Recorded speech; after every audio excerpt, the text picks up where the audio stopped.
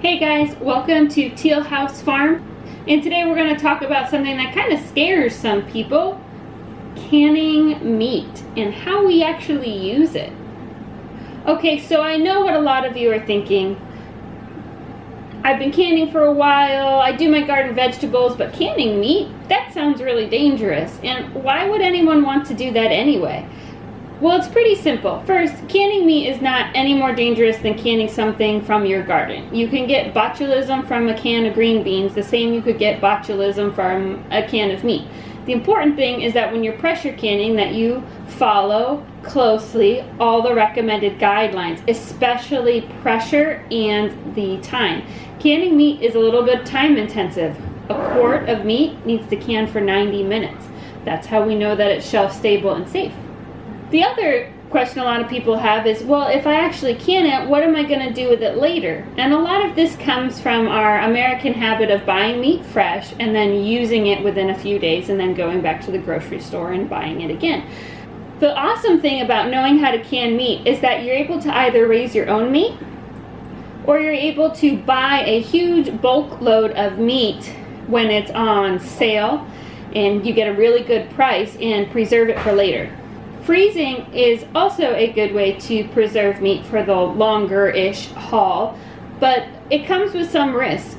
I mean, your freezer is going to fail. It's not a question of if my freezer is going to fail me, it's a question of when, and it's hopefully a when you catch it really quickly and can save everything in there. But if you don't, hundreds of dollars, even thousands of dollars worth of meat are lost in a day.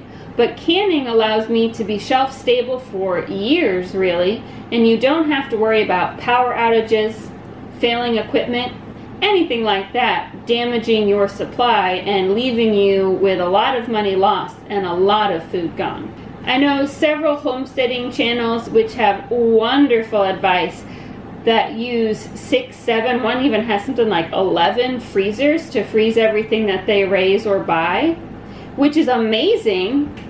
But let's be honest, most of us can't afford to purchase and run 11 freezers, or don't have the space for it even if we had the money. So pressure canning your meat really allows you to have it on hand, easy to use, without needing a lot of equipment. So then the question usually comes up is, how do I use my home canned meat? You gonna help me?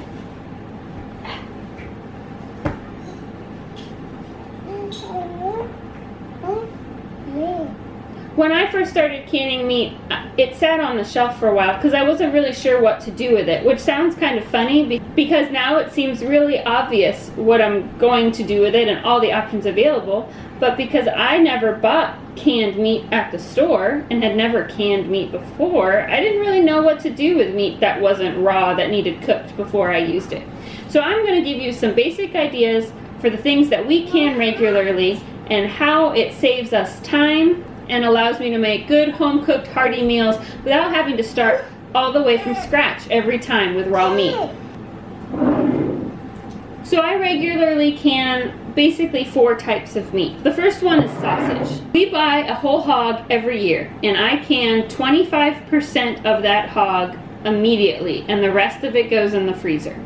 This allows me to save a lot of space in my freezer, and that allows me to be able to fit both the whole hog and the quarter cow that we buy at the same time and keep us stocked for a year. And it also makes sure that all the meat I own is not in one basket, as they say. If the power fails, if my freezer fails, I am still going to lose a lot of meat, which is unfortunate, but I am still going to have a lot of that meat on the shelf saved for my family.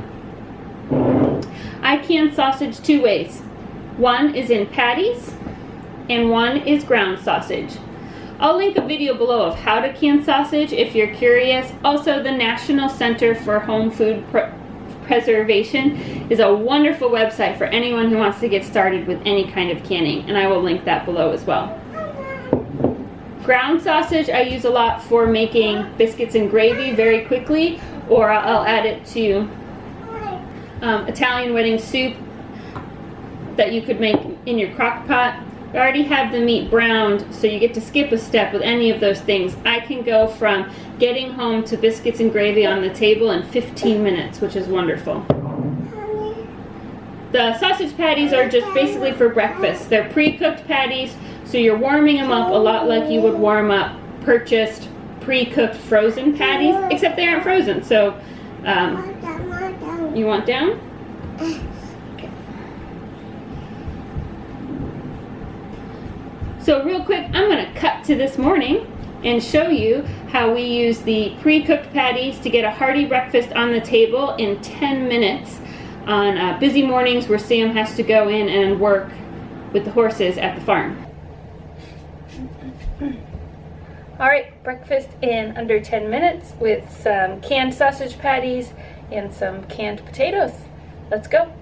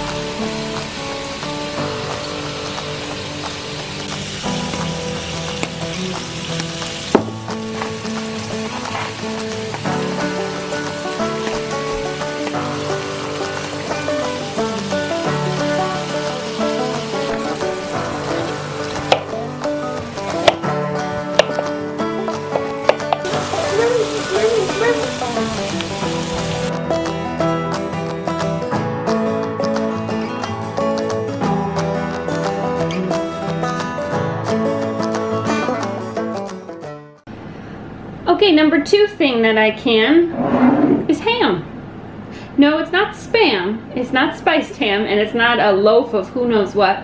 This is great locally raised ham that I purchased when I purchased my whole hog, and I diced it up into about 1-inch cubes and canned it in the ham broth. And I think I have a video on that, and I will link it below if I do. If I don't, check out that National Center for Home Food Preservation for instructions on how to do this. Canning ham is great, and you can really use it for so many things. You can add the ham slices to omelets. You could fry up the ham pieces with some brown sugar and make like a breakfast ham. Casseroles that need ham. One of my favorites, cheesy potatoes with ham, which I put in the crock pot for dinner tonight. You could also have it for ham and bean soup, though I actually do can ham and bean soup as a soup in a container all ready to go, which is awesome, and I'll link that below as well. It's the best ham and beans you will ever have. Something about pressure canning just lets that seasoning and salt go all the way through all the beans, and it is delicious. But I'm going to cut real quick to how to make the easy ham and potato cheesy side dish for your dinner, to show you an easy way to use canned ham to save time at home. Okay, we're going to use our canned ham to make a super simple side dish for tonight. I'm going to put it in my small crock pot. So we're going to need a pint jar of our ham. We're going to need 4 to 6 potatoes. These are kind of small, so we might need all 6. And then a can of cream of mushroom soup, some cheddar cheese, and just a little bit of milk.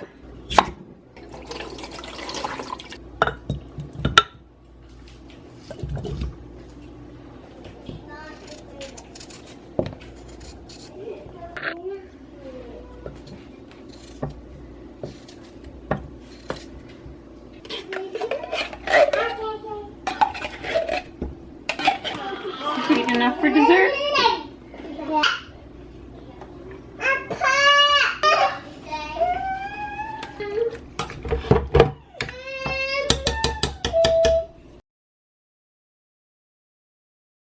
Something new I tried this year was canning barbecue pork, and it's really good. And the nice thing is, because it's already been cooked and pressure canned, that the pork is really tender, and it really just needs to be warmed up in order to enjoy. There you go. So if you had a really busy day, you get home and you realize, oh, I forgot to put dinner in the crock pot, or I forgot to take the meat out to thaw. Don't worry, you have nice tender barbecue pork already available on your shelf, and all you have to do is pop open the can and warm it all the way through, get it nice and hot. And the last thing I can a lot of is ground beef. When we buy our quarter cow, it comes with a lot of ground beef. And one of my biggest challenges with being a mom with a large family is, even though I am home the vast majority of the day, I forget to take meat out of the freezer some days. We get up, and especially during the school year, we get started with school and the day just goes, and then suddenly it's 4:30 in the afternoon and I realize I didn't take the beef out of the freezer. We don't have a microwave to defrost, and so you're kind of limited on options there if you want to get dinner on the table quickly because everybody's hungry. So having canned beef on hand is great. You can use it for tons of things. Sloppy joes, tacos, taco casseroles, one of my favorite casseroles, which is John Wayne casserole, which you should look up sometime if you've never tried it. Really pretty much any Mexican dish you can think of that uses ground beef, the pre-cooked ground beef will mix in there really quickly and get that dish on the table.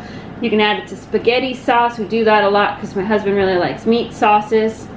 So this is one thing that I can a lot of. I probably can close to, I don't know, I think maybe I did almost 50 pounds this year.